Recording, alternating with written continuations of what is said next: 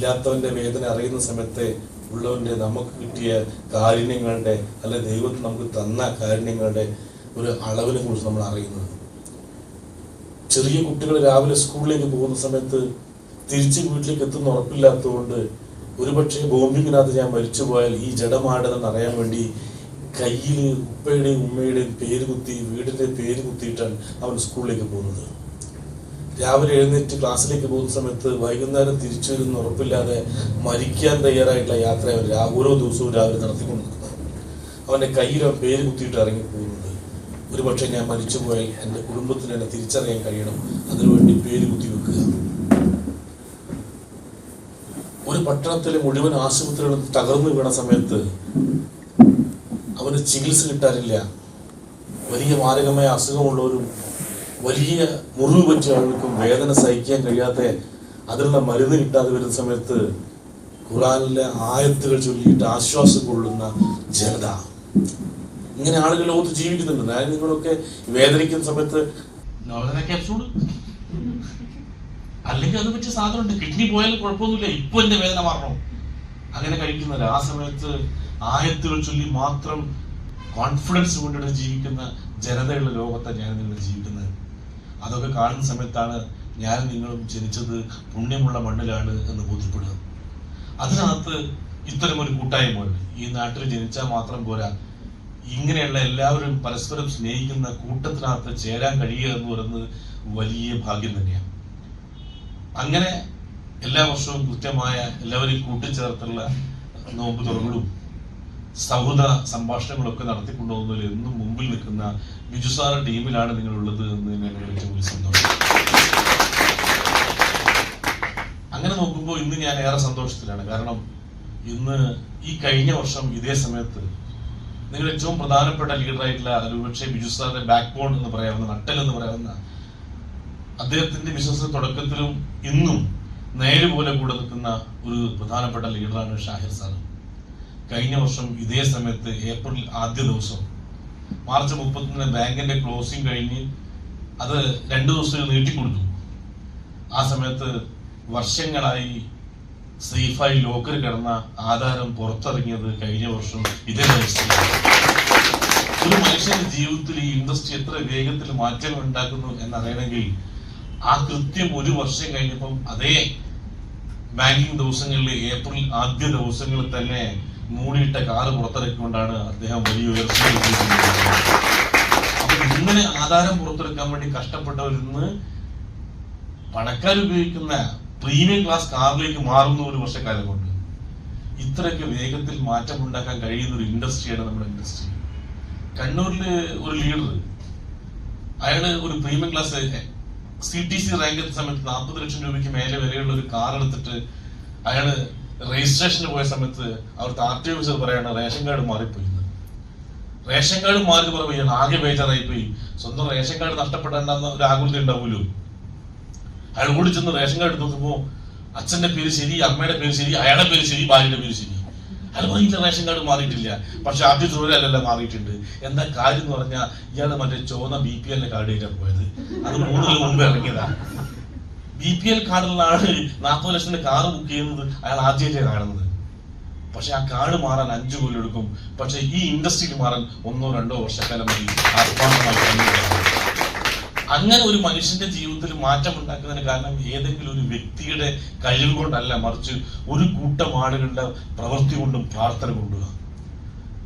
അതിനകത്ത് ഒരുപക്ഷെ ഈ കഴിഞ്ഞ കുറച്ച് ദിവസങ്ങൾ, ഇനി വരാൻ പോകുന്ന ദിവസങ്ങളെന്നൊക്കെ പറയണത് വെറും നോമ്പെടുക്കൽ മാത്രമല്ലല്ലോ. ശരിക്കും നമ്മുടെ മനസ്സിനെയും ശരീരത്തെയും ഒരേപോലെ നിയന്ത്രിക്കാൻ കിട്ടുന്ന ഏറ്റവും മികച്ച അവസരമല്ലേ. ഓരോ വർഷവും നമ്മുടെ നാട്ടിലെ വർക്ക്ഷോപ്പുകളൊക്കെ വൃത്തിയാക്കുന്നത് കാണാം. ഒരു സമയത്ത് മൊത്തം വൃത്തിയാക്കി പിന്നെ വേസ്റ്റ് അടിച്ച് കൂടും. ഇതേപോലെ ഈ ചിന്തകളിലും ഈ പ്രവർത്തനത്തിലും ഒക്കെ വരുന്ന അഴുക്കുകളെ അപ്പാടെ കഴുകി വൃത്തിയാക്കാൻ കിട്ടുന്ന ഏറ്റവും മികച്ച അവസരമാണല്ലോ. അല്ലാതെ വെറും ഒരു വ്രതമെടുക്കൽ മാത്രം, അതിന് ശാസ്ത്രീയ അടിസ്ഥാനമൊക്കെ ഉണ്ടാവും. പക്ഷെ ശരിക്കും വ്രതമെടുക്കുക എന്ന് പറഞ്ഞാൽ ഭക്ഷണം കഴിക്കാതെ മാത്രമല്ലല്ലോ. കാമ, കോപ, ക്രോധ, മോഹങ്ങളെ ചങ്ങലക്കിടുന്ന ദിവസമല്ലേ. കാമത്തെയും ക്രോധത്തെയും കോപത്തെയും മോഹത്തെയും ഒക്കെ ചങ്ങലക്കിട്ട് ഇതെല്ലാം മാറ്റിവെച്ച് എനിക്ക് ജീവിക്കാനാവും. അവന്റെ മനസ്സിനെയും ശരീരത്തിനെയും ശുദ്ധിയാക്കുന്ന 30 ദിവസങ്ങളല്ലേ. ഞങ്ങളുടെ ഹിന്ദു ആചാരം അനുസരിച്ച് ദൈവത്തോട് ഏറ്റവും അടുത്ത് നിൽക്കുന്ന ബ്രാഹ്മിൺസ് ആണ്.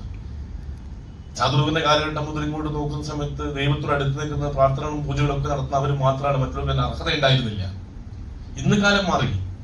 അവർ ധരിക്കുന്ന ഒരു പൂണൂലുണ്ട്. ആ പൂണൂലും അത് തന്നെയാ. ദൈവത്തോട് അടുത്ത് നിൽക്കുന്ന സമയത്ത് അന്യ ചിന്തകളെയും അന്യ പെരുമാറ്റങ്ങളെയും എല്ലാം നിയന്ത്രിക്കാൻ അവൻ പൂണൂല് കൊണ്ട് കിട്ടുകയാണ്. അത് തന്നെയാണ് മറ്റൊരർത്ഥത്തിൽ ഇവിടെ നടന്നുകൊണ്ടിരിക്കുന്നത്. മനുഷ്യന്മാർ ഒരുപാട് ഡെവലപ്പായി. ഇന്നലെ ചാതുർ പറഞ്ഞ കാലഘട്ടത്തിൽ നിന്ന് മുന്നോക്കക്കാരനെ വീടിന് മുറ്റത്തൂടി കയറി ചെല്ലാൻ അധികാരമില്ലാത്ത കാലം, അവന്റെ വീട്ടിൽ നിന്ന് ഭക്ഷണം കഴിക്കാൻ കഴിയില്ലാത്ത കാലം, അതിന് മുമ്പ് പെടാൻ പാടില്ലാത്ത കാലം, ഇങ്ങനത്തെ ഒരു കാലത്തിൽ അതിജീവിച്ച നമ്മൾ പോകുന്നത്. ഈ നാട്ടിലെ സാധാരണ മൃഗങ്ങൾക്ക്, പട്ടിക്കും പൂച്ചയ്ക്കും പന്നിക്കും ഒക്കെ നമ്പൂരുടെ വീടിന്റെ മുറ്റത്ത് കളിക്കുക. പക്ഷെ കറുത്ത വർഗ്ഗക്കാരന് പോയിക്കൂടാ. അങ്ങനെ മനുഷ്യന്മാരെ അകൽത്തി നിർത്തിയ കാലഘട്ടത്തിൽ നിന്നൊക്കെ മാറി ഇന്ന് നമ്മളൊന്നാണ് എന്ന് പറയുന്ന അവസ്ഥയിലേക്ക് ലോകം മാറിയല്ലോ. ശരിക്കും ഈ ആധുനിക കാലത്ത് ജീവിക്കാൻ അവസരം കിട്ടിയ തന്നെ ഭാഗ്യമായിട്ടാണ് ഞാൻ പറയുന്നത്. അപ്പൊ അങ്ങനെ നോക്കുമ്പോൾ ലോകത്ത് ഏത് സാധാരണക്കാരൻ ജീവിതത്തിൽ രക്ഷപ്പെടാൻ പറ്റുന്ന ഒരു മികച്ച അവസരം. ലോകത്ത് ആളുകൾ രക്ഷപ്പെടാതെ പോകുന്നത് കഴിവില്ലാത്തതുകൊണ്ടോ അറിവില്ലാത്തതുകൊണ്ടോ വിദ്യാഭ്യാസം ഇല്ലാത്തതുകൊണ്ടോ അല്ല. ഈ കഴിവുള്ളവനും അറിവുള്ളവനും വിദ്യാഭ്യാസമൊന്നും എത്തേണ്ടത് എത്തിയിട്ടുമില്ല. ആളുകൾ രക്ഷപ്പെടാത്തതിന് ഏറ്റവും പ്രധാനപ്പെട്ട കാരണം അതിന് പറ്റിയൊരു അവസരം അവന്റെ കയ്യിൽ കിട്ടുന്നില്ല, ഓപ്പർച്യൂണിറ്റി കിട്ടുന്നില്ല. അവസരം എല്ലായ്പ്പോഴും കിട്ടാറില്ല. അവസരം ഒരു തവണ മാത്രമേ നമ്മുടെ അടുത്തേക്ക് വരൂ എന്നാ പറയുന്നത്. അതെപ്പോഴും നമ്മൾ നോക്കിക്കൊണ്ട് നിൽക്കണം. അവരുടെ മുമ്പിലേക്ക് മാത്രമേ വരൂ എന്നാ പറയണത്. ലോകത്തെ ഏറ്റവും വലിയ പണക്കാരൻ്റെ ഒരാളായ മനഃശാസ്ത്ര വിദഗ്ധനായ റോക്ക്ഫെല്ലർ പറഞ്ഞിട്ടുണ്ട്, അവസരം നമ്മുടെ തലയ്ക്ക് മുകളിലൂടെ ഇങ്ങനെ പോയി എപ്പോഴെങ്കിലും ഒക്കെ അതാര് ചാടി പിടിക്കുന്നു അവൻ ജീവിതത്തിൽ രക്ഷപ്പെടുന്നു. അപ്പോ ആളുകൾ ചോദിച്ചു, അപ്പൊ എങ്ങനെ ഈ മോളിൽ കൂടി പോകുന്നത് നമ്മൾ തിരിച്ചറിയാൻ പറ്റുക? ആള് പറഞ്ഞത് അത് തിരിച്ചറിയില്ല, അത് മേലെ കൂടി പോകുന്നുണ്ടെന്ന് വെച്ചാൽ അത് പിടിക്കാൻ വേണ്ടി എപ്പോഴും ചാടിക്കൊണ്ടേ നിൽക്കുക. അപ്പൊ എപ്പോഴെങ്കിലും മുമ്പ് പിടുത്തം കിട്ടും. അങ്ങനെ പിടിച്ചവർ മാത്രമേ ജീവിതത്തിൽ രക്ഷപ്പെട്ടിട്ടുള്ളൂ. അപ്പോ എന്റെ നിങ്ങളെ മുമ്പിലെ കൂടെ തലയ്ക്ക് മുകളിലൂടെ അവസരം പോയ സമയത്ത് പിടിച്ചവരാ നമ്മള്. എത്ര ആളുകൾ തലയ്ക്ക് മുകളിൽ പോയി, അവർ പിടിച്ചില്ല, ഇനി ചിലപ്പോൾ പിടിക്കാനും പോടില്ല. അവസരം എപ്പോഴും വന്ന് മുട്ടില്ലല്ലോ. ഒരു ദിവസം സന്ധ്യാസമയത്ത് അകത്ത് പണിയെടുത്തോണ്ടിരിക്കുന്ന ഒരു വീട്ടമ്മ വാതിലടച്ചിട്ട് അകത്ത് പണിയെടുത്തോണ്ടിരിക്കുന്ന സമയത്ത് പുറത്ത് വാതിൽ വന്ന് ആരോ 2 തവണ ടും ടും മുട്ടി. അകത്ത് പണിയെടുക്കേണ്ട വീട്ടമ്മ ഒച്ച ആരാ പുറത്ത് നിന്ന്. അപ്പോൾ ഒരു അശരീരിയായി കേൾക്കണത് ഞാനത് അവസരമാണ്, ഒരു ഓപ്പർച്യൂണിറ്റി ആണെന്ന്. അപ്പൊ വീട്ടം പറഞ്ഞത് കളവ് പറഞ്ഞത് സത്യം പറയണ ആരാന്ന്. അപ്പോ അവർ ചോദിച്ചു ഇങ്ങനെ മനസ്സിലായതെന്ന്. ഇത് പുറത്ത് അശരീരി ചോദിക്കാൻ ഇങ്ങനെ മനസ്സിലായതെന്ന്. അപ്പൊ വീട്ടം പറയണേ അവസരം 2 തവണ മുട്ടൂല, 1 മുട്ടൂ, ഈ 2 മുട്ടിട്ടുണ്ട്. അവസരം ഒറ്റ തവണ ജീവിതത്തിലും നമ്മൾ മുമ്പിൽ ഒന്ന് മുട്ടുള്ളൂ. ആ സമയത്ത് അതിനെ ചേർത്ത് പിടിക്കാനും അത് വിജയിക്കുന്നവരെ കൂടെ കൊണ്ടു നടക്കാൻ നമുക്ക് പറ്റണം. അതിനുള്ള ഒരു മഹത്തരമായ കൂട്ടായ്മയായി നമുക്കിത് കൊണ്ടുപോകാൻ കഴിയണം. അതില് എല്ലാവരുടെയും മതവിശ്വാസങ്ങൾ മറ്റുള്ളവരെ സ്നേഹിക്കുന്നതിനും സഹായിക്കുന്നതിനും നമുക്ക് കൺവേർട്ട് ചെയ്യാൻ വേണ്ടി കഴിയണം. പരസ്പരം പാരവച്ചുള്ള സംസാരങ്ങളും പാരവച്ചുള്ള പെരുമാറ്റങ്ങളും അത് നാട്ടിൽ ഇഷ്ടം പോലെ നടക്കുന്നുണ്ടല്ലോ, കുടുംബത്തിൽ നടക്കുന്നുണ്ടല്ലോ. എന്തിന് ഭാര്യ ഭർത്താക്കന്മാരുടെ ഇടയിൽ നമ്മളൊക്കെ വിചാരിക്കുന്നത് നമ്മളെല്ലാം തികഞ്ഞവരാകാം. പ്രത്യേകിച്ച് മൈലേജിൽ 4 ട്രെയിനിങ് കൊടുക്കേണ്ട സമയത്ത് എല്ലാം വാങ്ങി ഞാൻ പലപ്പോഴും വിചാരിച്ചു. ഇപ്പൊ ഞാൻ വിചാരിക്കണേ ഞാൻ കുറെ ട്രെയിനിങ് കൊടുക്കണല്ലേ, അതുകൊണ്ട് ഞാൻ ഇപ്പൊ എല്ലാം റെഡി ആയാടാന്ന്. എന്റെ കുറ്റത്തെ കുറിച്ച് ഞാൻ അറിയില്ല. അത് പറയണമെങ്കിൽ ഇപ്പൊ വീട്ടിൽ ചെന്ന് എന്റെ ഭാര്യയെ വിളിച്ച് 2 ചോർന്ന് പറഞ്ഞാൽ മതി, 100 മിനിറ്റ് പറഞ്ഞു. എല്ലാവർക്കും പോരായ്മകളുണ്ട്, അത് നമ്മൾ അന്വേഷിക്കാറില്ല. നമ്മളൊക്കെ ശരിയാന്ന് പറഞ്ഞ് ജീവിച്ചു പോവുക. അതിനിടയിൽ ചില ഗൈഡ് ലൈൻസ് കിട്ടുന്ന സമയത്ത് അതാണ് കുറച്ചുകൂടി ശരി എന്ന് ബോധ്യപ്പെട്ടാൽ അതിനൊപ്പം പോലെ തന്നെ നമ്മുടെ പണി. അതിന് അയൽവാസിയെ ചേർത്ത് നിർത്തി, ബന്ധുക്കളെ ചേർത്ത് നിർത്തി, നമ്മളെ ഇഷ്ടപ്പെടുന്നവരെ ചേർത്ത് നിർത്തി, അങ്ങനെ ഏറ്റവും നല്ലൊരു കൂട്ടമായി നമുക്ക് മുന്നോട്ട് പോകാൻ വേണ്ടി കഴിയണം.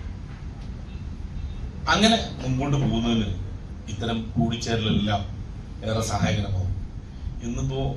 ഇന്നല്ല കുറച്ച് ദിവസമായിട്ട് വ്രതമെടുക്കുന്ന ആളുകളെ സംബന്ധിച്ചിടത്തോളം അവർക്ക് വൈകുന്നേരം നോമ്പുകൾ വളരെ പ്രധാനപ്പെട്ടതാണ്.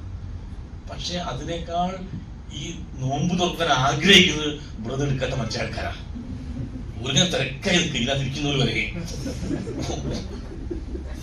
ഒരു ഭയങ്കര ആവേശ. ഇനിയിപ്പോ അതിങ്ങനെ കാണണമെന്നുണ്ടെങ്കിൽ താല്പര്യം ഭക്ഷണം കഴിക്കുമ്പോൾ നോക്കിയാൽ മതി. മറ്റൊരു ജ്യൂസോ വെള്ളം കുടിച്ച് നിൽക്കുന്ന സമയത്ത് എന്തൊക്കെ തിന്നുണ്ടെന്ന് അറിയാണ്ട് ഒന്നൊക്കെ എടുത്ത് കഴിക്കുന്ന ആളുകള് വ്രതം എടുക്കാത്തവരാ. പക്ഷെ അവർക്ക് ആഗ്രഹമുണ്ടല്ലോ, സന്തോഷമുണ്ടല്ലോ, ഇത് ചേരാൻ താല്പര്യമുണ്ടല്ലോ.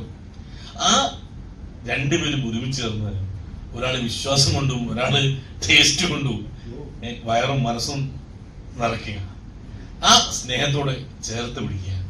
അങ്ങനെയുള്ള വലിയ കൂട്ടങ്ങൾക്കാണ് ഒരുപാട് മുന്നോട്ട് പോകാൻ കഴിയുക. നിങ്ങൾക്ക് വേഗത്തിൽ യാത്ര ചെയ്യാൻ ആഗ്രഹം ഉണ്ടെങ്കിൽ ഒറ്റയ്ക്ക് നടക്കുന്നു, ഒറ്റയ്ക്ക് ഓടുന്നത് നല്ലത്. പക്ഷെ നിങ്ങൾക്ക് ഒരുപാട് ദൂരം യാത്ര ചെയ്യാൻ ആഗ്രഹിക്കുന്നുണ്ടെങ്കിൽ കൂട്ടമായി പറക്കുന്നത് നല്ലത്. അതുകൊണ്ടാണ് നമ്മളെ അടുത്ത പറമ്പ് മറ്റേ പറമ്പിലേക്ക് അകറ്റി ഒറ്റ പറക്കലാണ്. പക്ഷേ ഒരു രാജ്യത്ത് നിന്ന് മറ്റേ രാജ്യത്തേക്ക് പറക്കുന്ന പക്ഷികളെല്ലാം കൂട്ടമായി പറക്കുന്നവരാണ്. ഒരുപാട് ദൂരം സഞ്ചരിക്കാൻ ആഗ്രഹിക്കുന്നുണ്ടെങ്കിൽ കൂട്ടമായി പറക്കാൻ, കൂട്ടമായി പ്രവർത്തിക്കാൻ നമ്മൾ പഠിക്കണം. അടുത്തത് മതിയെങ്കിൽ നമ്മൾ ഒറ്റയ്ക്ക് പറഞ്ഞാൽ മതി. അങ്ങനെ കൂട്ടമായി ഒരുപാട് കാലത്തേക്കുള്ള ഒരു യാത്രയാണ് നമ്മൾ പ്ലാൻ ചെയ്യുന്നത്. അതിനകത്ത് ശരിക്കും പഠിക്കേണ്ടത് ക്ഷമിക്കാൻ തന്നെയാണ്. ശരിക്കും പഠിക്കേണ്ടത് ക്ഷമിക്കാൻ തന്നെയാണ്. നമ്മളെ നിയന്ത്രിക്കുക.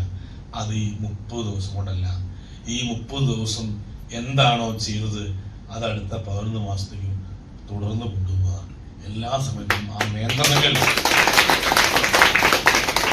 ചില ആൾക്കാര് നല്ല പറയാണ്ട് നോമ്പ് പറയാൻ ചിക്കുക. പിന്നെ നോമ്പെടുക്കുന്നത് കാര്യമുള്ളത് ഈ റംസാൻ മാസം ഇപ്പൊ പറഞ്ഞൂടാ. അവിടുത്തെ കഴിയട്ടെ, ഒരാഴ്ച കഴിഞ്ഞിട്ട് വേണം ചില കണക്കുകൾ നിൽക്കാനുണ്ട്. പിന്നെ ഈ കഴിഞ്ഞ ദിവസം എടുത്ത് വ്രതാണോ പക്ഷിയാണോ, അത് വെറും പക്ഷിയായി പോകില്ലേ. ഇവിടുന്ന് അങ്ങോട്ട് ഇത് തുടരാൻ കഴിയുന്ന സമയത്തല്ലേ നമ്മൾ നല്ല മനുഷ്യരായി മാറുക.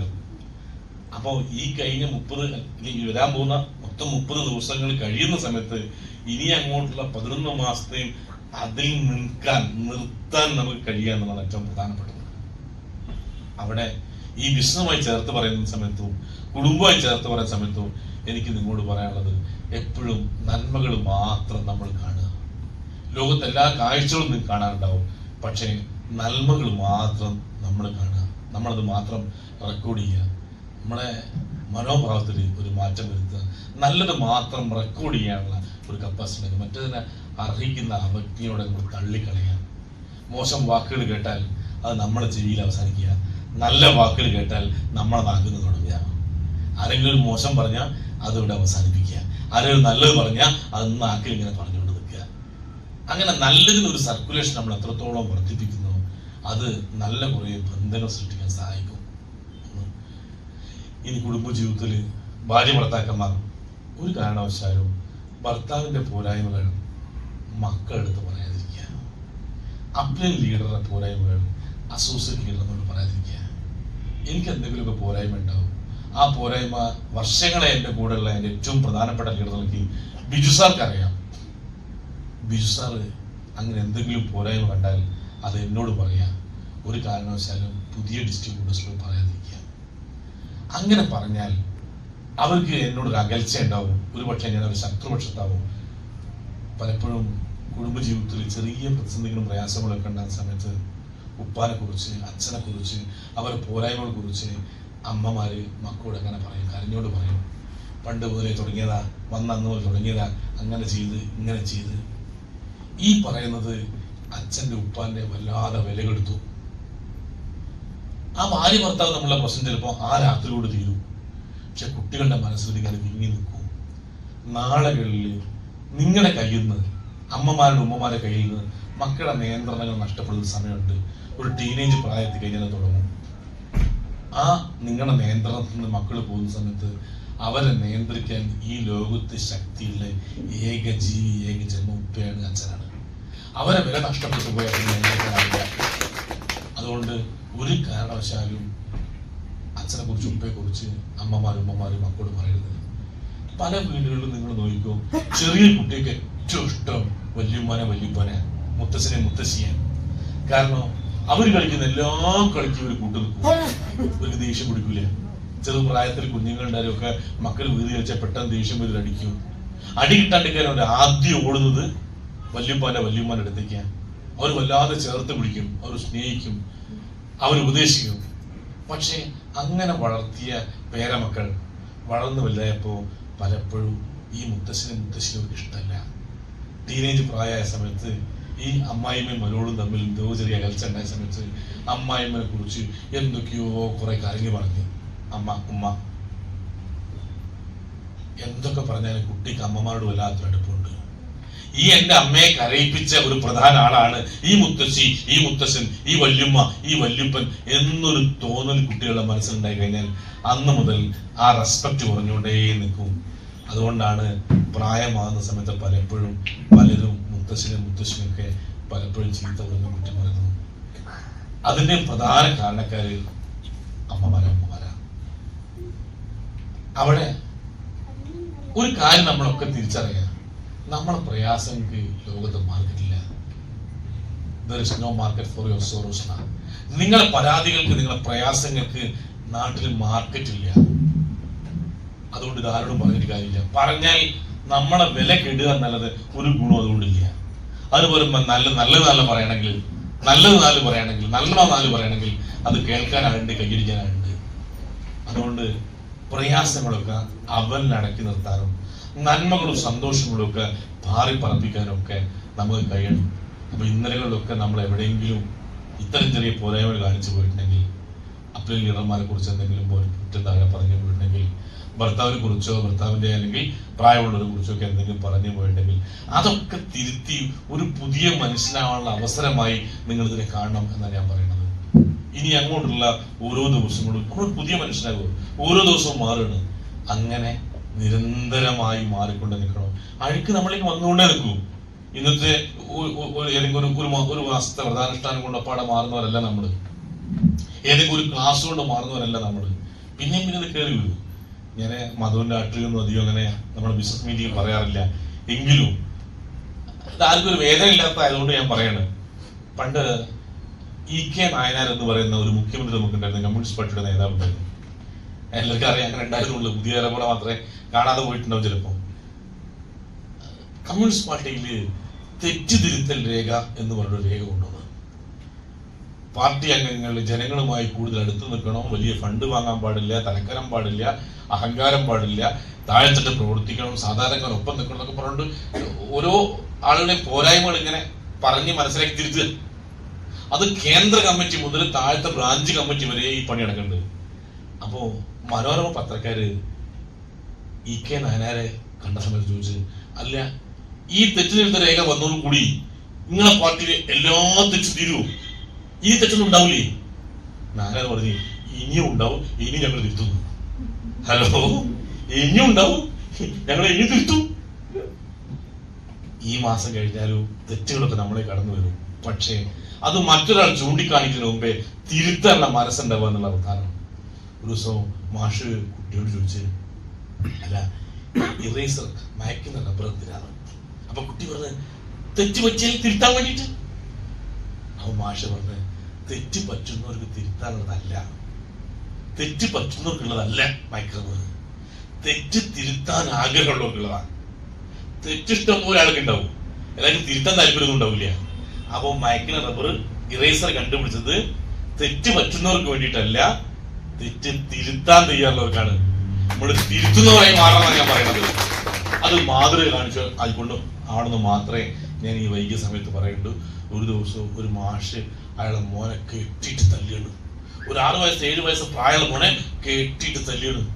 അപ്പോ കുട്ടിയുടെ അമ്മ, അയാളുടെ ഭാര്യ ഓടി വന്നു, എന്തിനാ മനുഷ്യ നിങ്ങൾ ഈ കുഞ്ഞിനെ ഇങ്ങനെ കെട്ടിട്ട് തല്ലുന്നത്?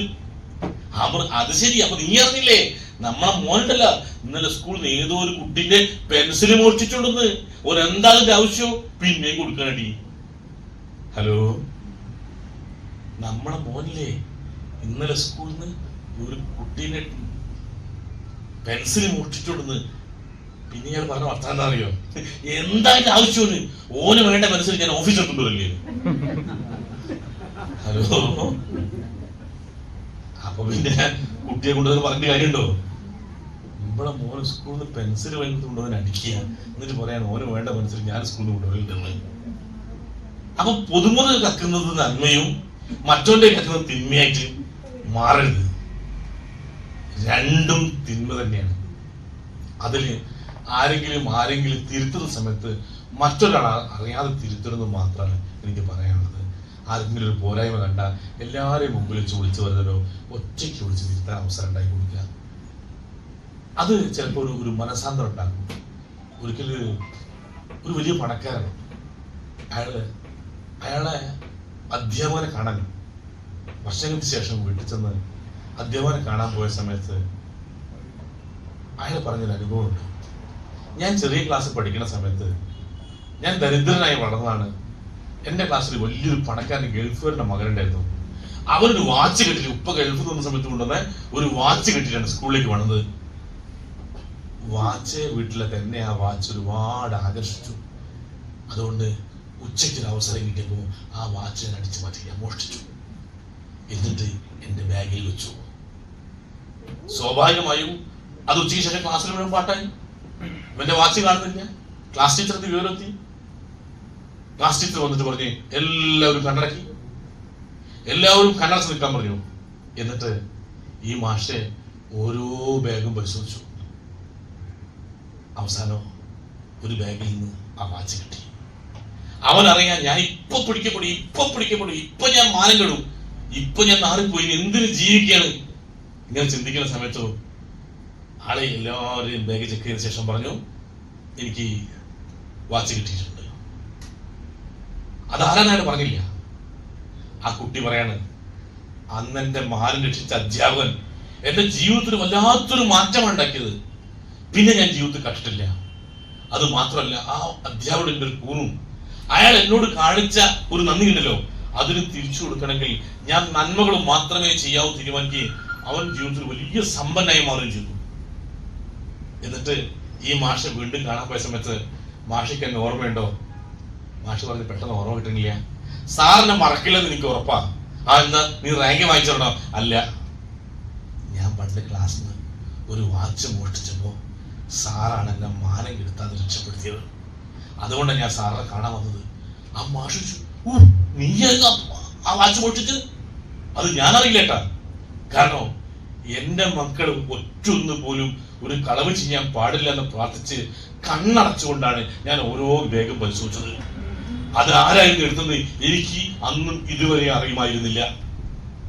പ്രിയ സുഹൃത്തുക്കളെ, അധ്യാപകൻ പഠിപ്പിച്ച പാഠം ഒരാൾ തെറ്റ് ചെയ്താൽ ആ തെറ്റ് നാടിനെ അറിയിക്കരുത് മാത്രമല്ല ആ തെറ്റുകാരൻ ആരാണെന്ന് ഞാൻ പോലും അറിയാതിരിക്കട്ടെ എന്നാണ്. അതാണ് യഥാർത്ഥ ഗുരു എന്ന് പറയുന്നത്. അവിടെയാണ് തിരുത്തലുകൾ വരുന്നത്. ഗു എന്ന് പറഞ്ഞ ഇരുട്ടാണ്, രു എന്ന് പറഞ്ഞ വെളിച്ചമാണ്. ഇരുട്ടിൽ നിന്ന് വെളിച്ചത്തിലേക്ക് നയിക്കുന്ന ആരും ഗുരുവാണ്. അത് അധ്യാപകൻ തന്നെ ആവണമെന്നില്ല. അതൊരു പക്ഷേ സാമ്പത്തികമായ ഇല്ലായ്മയിൽ നിന്ന് ഉള്ളതിലേക്ക് നയിക്കുന്നവനും അറിവില്ലായ്മയിൽ നിന്ന് അറിവിലേക്ക് നയിക്കുന്നവനും ഒക്കെ ഗുരുവാണ്. അങ്ങനെ ജീവിതത്തിൽ എവിടെയെങ്കിലും നമുക്ക് ഒരു വെളിച്ചം നൽകിയ ആരുണ്ടെങ്കിലും ഏതെങ്കിലും ഒരു മേഖലയിൽ അറിവില്ലാത്ത ഒരു കാര്യത്തെക്കുറിച്ച് ഒരു അറിവ് നൽകുന്ന ആരും നമുക്ക് ഗുരു തന്നെയാണ്. അങ്ങനെയുള്ള മാതൃകാപരമായ ഗുരുക്കളുള്ള നാട്ടില് നമ്മളൊക്കെ നാളുകളിൽ മാതൃകയായി മാറാനും കൂട്ടിച്ചേർത്ത് നിർത്താനും ഒറ്റ കുടുംബം പോലെ ജീവിക്കാനും നമ്മൾ പത്രത്തിലൊക്കെ വായിക്കുന്ന പലസ്തീനും ഗാസയും കണ്ണീരും വേദനയും ബോംബിങ്ങും ഒക്കെ ഒന്നും ഇല്ലാത്ത പരസ്പരം സ്നേഹിക്കുകയും ചേർത്ത് പിടിക്കുകയും ചെയ്യുന്ന ഒരു കാലം നമ്മുടെ മുമ്പിലൊക്കെ കെട്ടിപ്പടിക്കാൻ ഈ ഇൻഡസ്ട്രിയുടെ നമുക്ക് കഴിയും.